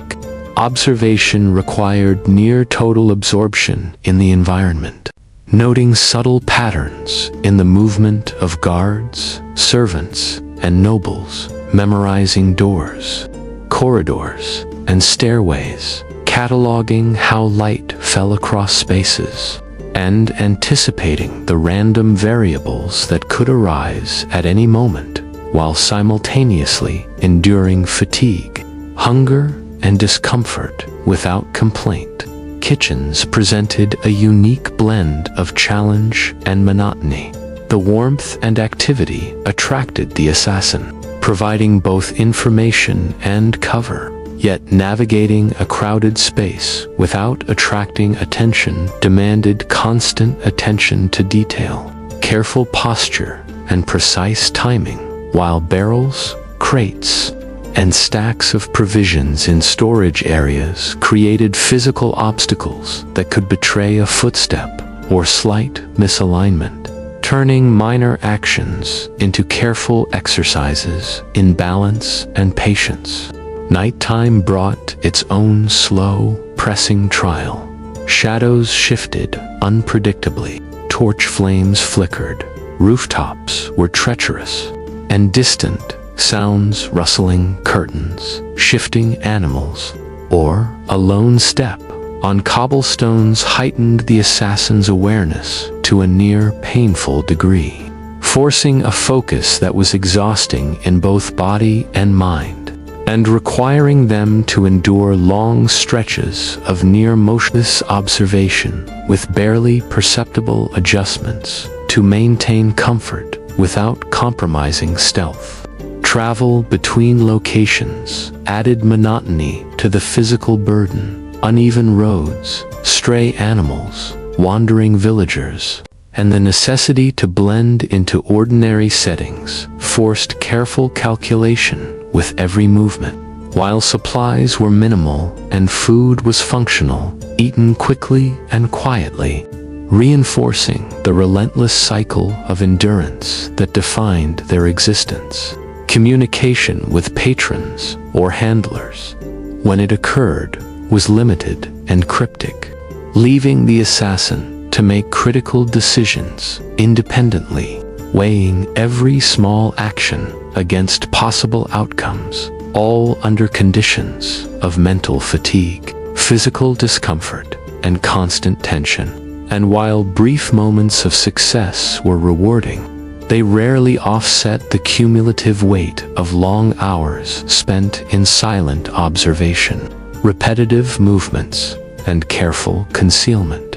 Emotional endurance was as critical as physical endurance. The assassin had to suppress empathy, fear, and human impulses that could compromise their invisibility, turning patience, self-control, and calm observation into vital skills honed over years of repetition. Repetition that strengthened mental resilience while simultaneously imposing a subtle but persistent strain on the spirit.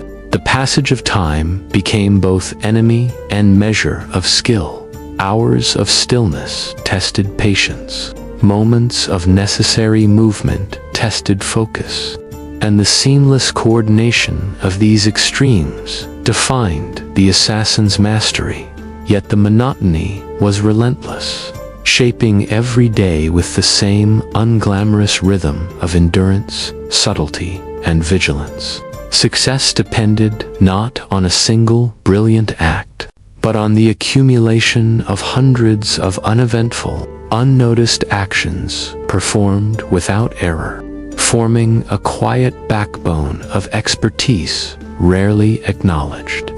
For the world only remembered dramatic strikes and daring escapes, not the long, painstaking hours of crouching, observing, and moving in absolute silence.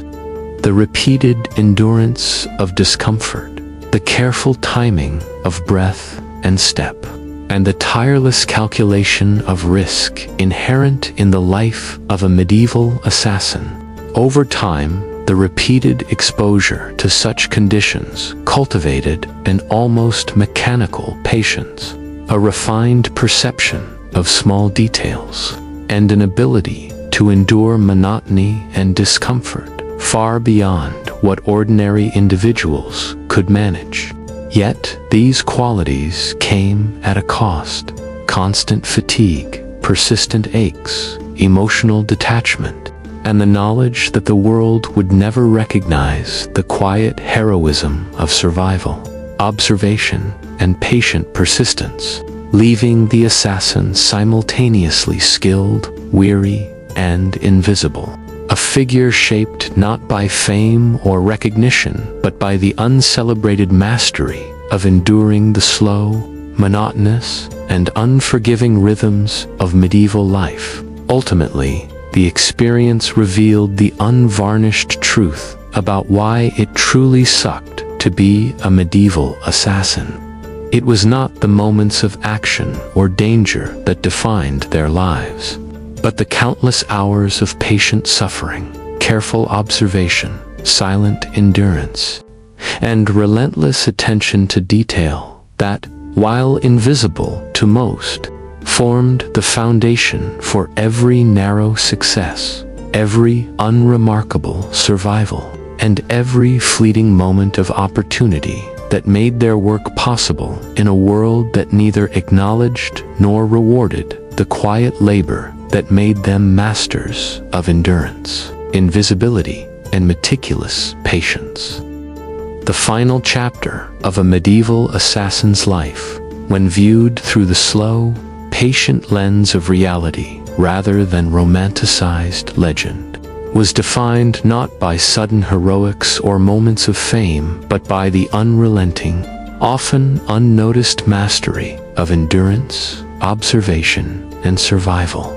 For every day unfolded as a careful negotiation between invisibility and necessity, requiring the assassin to move through villages, estates, and shadowed streets with precise timing, muted gestures, and constant mental calculation, while enduring the cumulative aches, chills, and fatigue that had been building over years of crouched observation.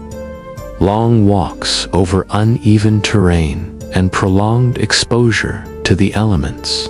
Mornings began with stiff joints, sore muscles, and the gnawing awareness that each step, glance, and sound had to be controlled with near-perfect accuracy to avoid discovery, and that even the slightest miscalculation, stepping on loose gravel, brushing against a cart, drawing the gaze of a passerby, could undo hours of meticulous preparation. Meals, when they could be taken, were functional and quiet, consisting of stale bread, thin gruel, or whatever minimal provisions could be obtained without attracting attention. And eating became a delicate exercise in timing and sound control. Each bite swallowed carefully, each movement calculated to avoid the smallest clue of presence, reinforcing the sense that every act, no matter how mundane, had consequences. Hydration and sustenance were often limited by the need for stealth, turning the simple acts of eating and drinking into small, mentally taxing achievements.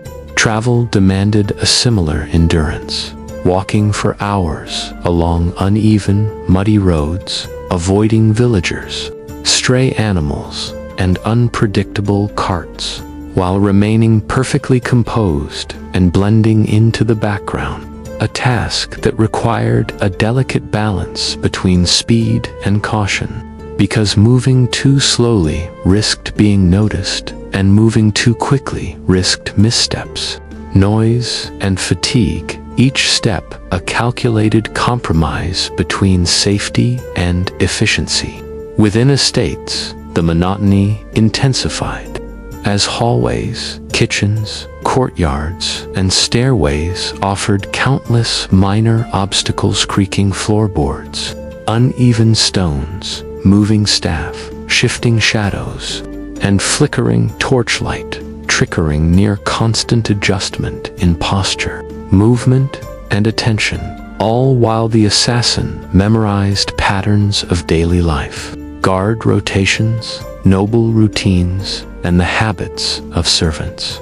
Because knowledge of these small details formed the foundation for even the smallest successes, and failing to notice a single pattern could compromise the mission entirely. Kitchens, with their heat, smells, and constant motion, forced the assassin to adopt the guise of a mundane worker, blending seamlessly while absorbing information, enduring warmth, noise, and bustling activity without distraction, while storage areas presented precarious stacks of barrels, crates, and sacks whose slightest disturbance could betray presence, requiring careful balance, attention, and patience.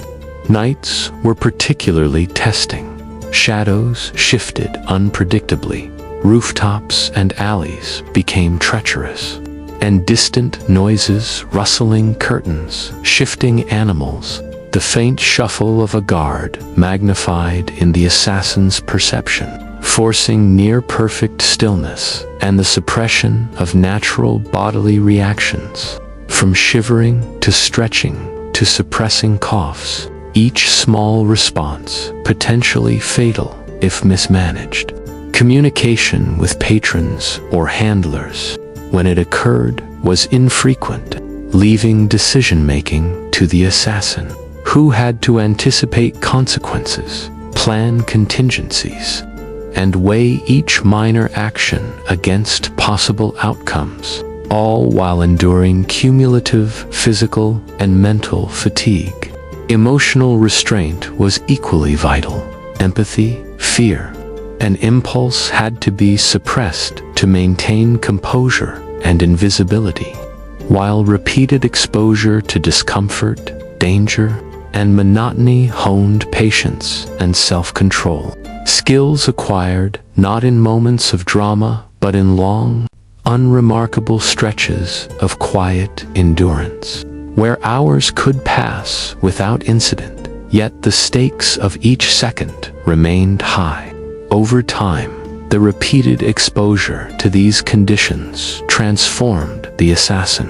The body adapted to discomfort, the mind to vigilance, and the spirit to quiet persistence, though at the cost of fatigue, aches, and emotional detachment, leaving a person capable of remarkable patience and precision, yet shaped by years of silent struggle, repetition, and the often overlooked labor of survival. The assassin's mastery was thus defined less by action and more by consistency, by maintaining invisibility for hours, enduring discomfort without complaint, observing patterns without interruption, and acting only when necessary. For even a single lapse could jeopardize everything. And yet, despite the relentless monotony, the danger, and the discomfort, there was a strange satisfaction in the rhythm of quiet endurance, in the subtle victories of remaining unseen, gathering information, and surviving another day, a recognition known only to the assassin and invisible to the world, which remembered only the moments of action, never the long, silent hours that made those moments possible. Ultimately, this final chapter of their career illuminated the truth that had persisted throughout their life. The reality of being a medieval assassin was a life defined not by heroism or recognition, but by the unglamorous mastery of patience, endurance, observation, and meticulous attention to detail, where each hour spent crouched, walking, watching, or blending into mundane surroundings contributed more to survival and effectiveness than any fleeting moment of dramatic action. And it was in this slow, silent labor that the essence of their skill, resilience, and quiet suffering was truly revealed. A life whose hardships were as persistent and uncelebrated as they were essential, and whose victories were measured in subtle, nearly invisible increments rather than glory or fame. The medieval assassin's life, far removed from romanticized depictions of sudden heroics or cinematic stealth, was defined primarily by an endless cycle of observation, endurance, and careful calculation, a reality in which every movement, glance, and breath required meticulous attention, for hours stretched endlessly while crouched in shadows, concealed behind walls, or moving slowly along narrow alleys where uneven stones, stray animals, and inattentive villagers presented constant, subtle hazards that could betray presence in an instant. And yet the assassin had no choice but to maintain perfect composure, balancing speed, silence, and discretion, while simultaneously enduring the cumulative physical strain of stiff joints, aching muscles, and the persistent cold of poorly insulated clothing, all of which combined to create a slow, gnawing exhaustion that was far more taxing than any single violent encounter. Meals, when taken, were functional exercises in survival rather than nourishment or comfort, often consisting of stale bread, thin gruel, or whatever could be consumed quickly and quietly without drawing attention. and each bite required careful timing and control to avoid making even the slightest noise, turning the simple act of eating into a mentally demanding challenge that punctuated the long hours of observation, travel, and concealment. Travel between locations demanded similar patience and focus, walking along muddy or uneven roads, avoiding villagers, animals, and obstacles, while maintaining the appearance of ordinariness, a delicate balancing act in which missteps could not only betray the assassin's presence, but also amplify fatigue, forcing them to carefully manage every movement to preserve both composure and energy. Within noble estates, the monotony intensified. Hallways, staircases, kitchens, and courtyards presented an endless series of minor, cumulative obstacles, from creaking boards and shifting shadows to moving staff and flickering torches, all of which demanded constant adjustment of posture, movement, and awareness, while the assassins simultaneously memorized patterns of daily life, guard rotations, and noble routines, because the success of every mission depended on the subtle mastery of detail, and failure to notice even one minor change could render hours of careful observation useless. Kitchens, warm but chaotic, tested both patience and focus, filled with cooks, apprentices, and clattering pots, forcing the assassin to adopt an unremarkable presence while continuing to gather intelligence, all while enduring heat, noise, and continuous minor stressors that taxed both mind and body, while storage areas demanded careful navigation among barrels, crates, and sacks that could easily give away the assassin's presence if misjudged, requiring balance, attention, and extreme stillness. Night presented its own relentless challenges. Shadows shifted unpredictably, rooftops and alleys became precarious.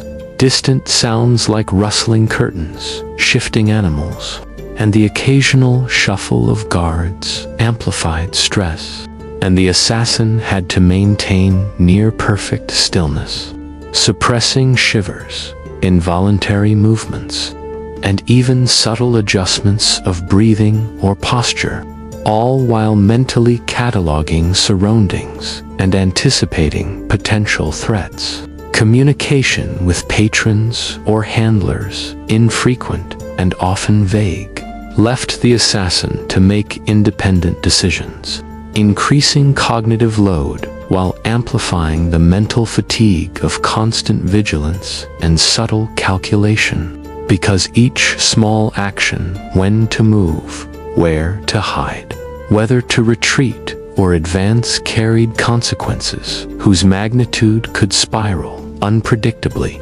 and miscalculation could lead to mission failure or death.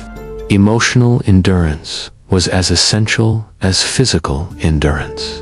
The assassin had to suppress empathy, fear, and instinctual reactions that could compromise their mission, cultivating patience, focus, and discipline through repeated exposure to minor discomforts, long hours of observation, and the constant tension between invisibility and necessity, while simultaneously managing physical fatigue, hunger, and the slow erosion of comfort, all of which demanded exceptional resilience. Time itself became both ally and adversary. Hours of stillness tested patience, while moments of action demanded precision, timing, and immediate decision-making, creating a paradoxical rhythm that taxed mind and body alike. And yet it was in these repetitive, seemingly unremarkable actions, walking silently, observing minute details, blending seamlessly into and enduring discomfort without complaint, that true skill and mastery emerged. For the medieval assassin's effectiveness relied far more on the cumulative effect of hundreds of unnoticed actions than on any single dramatic exploit. Over the course of a career, the body adapted to long hours of discomfort. The mind sharpened its vigilance, and the spirit hardened against monotony and tedium, though at the cost of persistent aches, emotional detachment, and exhaustion, leaving a person capable of extraordinary patience and precision, yet shaped in ways invisible to all but the assassin themselves. In this unglamorous repetition lay the essence of their trade.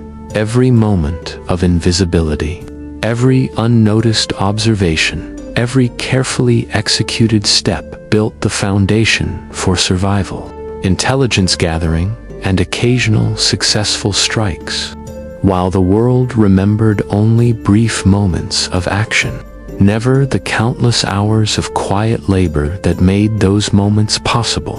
And it was in this slow, persistent endurance, far more than in any fleeting drama, that the medieval assassin's true life was lived, revealing a profession defined not by glory, but by meticulous patience, subtle mastery, and the relentless, invisible grind of daily survival, observation, and disciplined, quiet endurance in a world that neither recognized nor celebrated these invisible victories. As the final hours of a medieval assassin's life, rather, the last stages of a single assignment stretched into quiet monotony, the reality of their profession revealed itself with full clarity. It was a life defined not by fleeting moments of heroism or dramatic action, but by the unrelenting mastery of patience, observation, and endurance, a world in which every movement, glance, and breath was calculated to maintain invisibility while enduring the cumulative burdens of fatigue, cold, discomfort, and mental strain. For even minor missteps, creaking floorboard, a shifted shadow, a stray animal could destroy hours of careful preparation, and yet there was no respite, only the continual, almost hypnotic rhythm of survival and quiet labor. The assassin's body, hardened over years of crouching, walking long distances, and standing silently for hours, carried the aches, stiffness, and minor injuries of countless assignments, each physical discomfort magnified in moments of stillness or movement, while the mind remained in constant alert, scanning for threats, memorizing patterns of behavior among guards, servants, and nobles, and anticipating the unpredictable variables that made invisibility both art and necessity. Meals were brief, functional, and often inadequate, consisting of stale bread, thin gruel, or cold meat, eaten quietly to avoid detection. Each bite an exercise in coordination between nourishment and stealth, while travel demanded continued vigilance, careful navigation through uneven streets, alleys, and estates, maintaining composure in the presence of villagers, animals, and occasionally curious guards, balancing the speed of movement against the need for silence and invisibility, each step a measured act of survival.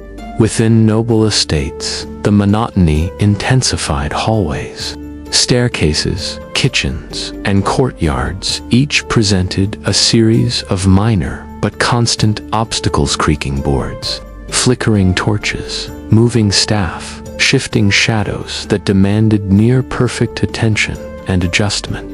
While the assassin recorded every detail of routine and behavior in memory, because even one overlooked element could render preparation useless, and every hour of unnoticed observation became a small, hard-earned victory. Kitchens were both refuge and challenge, warm and chaotic, with cooks and moving pots creating opportunities for observation, but also requiring careful presence to avoid detection, while storage rooms demanded cautious movement around barrels, crates, and sacks whose slightest disturbance could betray location.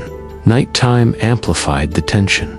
Rooftops were treacherous, alleys narrow and slippery, distant noises amplified, and the assassin had to maintain perfect stillness, suppressing shivering, stretching, and even subtle breathing, while remaining alert to the unpredictable, all of which contributed to a slow, draining rhythm of endurance. Communication with patrons or handlers, sporadic and often cryptic, left the assassin to make independent decisions, calculating risk, anticipating outcomes, and choosing moments of action with extreme precision, all while enduring cumulative mental and physical strain. Emotional restraint was essential.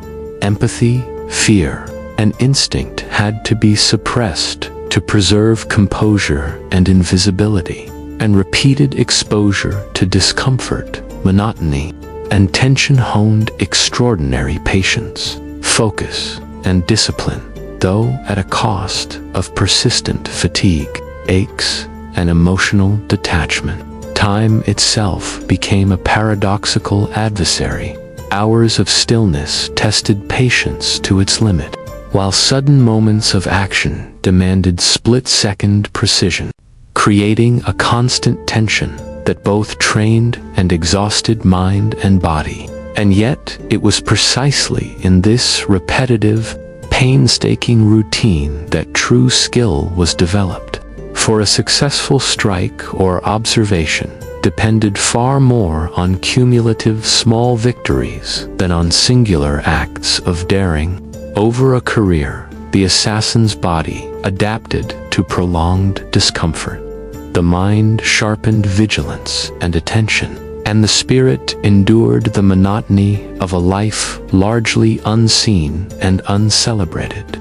Though these adaptations were gained at the cost of persistent weariness and emotional isolation, the assassin's achievements were measured not in fame or recognition, but in the quiet mastery of survival. Every hour of invisibility, every unnoticed movement, every minute of patient observation and endurance contributed to the overall effectiveness of the profession.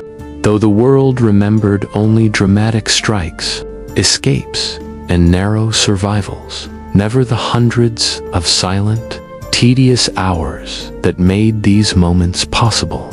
Ultimately, the essence of being a medieval assassin was revealed in the slow, often invisible grind of endurance, patience, observation, and subtle mastery, in which the hardships of daily survival, discomfort, and monotony outweighed any fleeting moments of action, and where the true labor and recognized, and yet indispensable, formed the foundation for every success, exposing the unvarnished truth of why it truly sucked to be a medieval assassin, because the life was defined not by glory, heroics, or fame, but by relentless, quiet persistence, the mastery of minor details, and the ability to endure endless monotony, while maintaining invisibility and vigilance in a world that never noticed the painstaking work that made them effective. A life whose challenges, suffering, and achievements were largely invisible, and whose true skill lay in surviving and observing, day after day, hour after hour, in silent, weary patience that few could comprehend or imagine.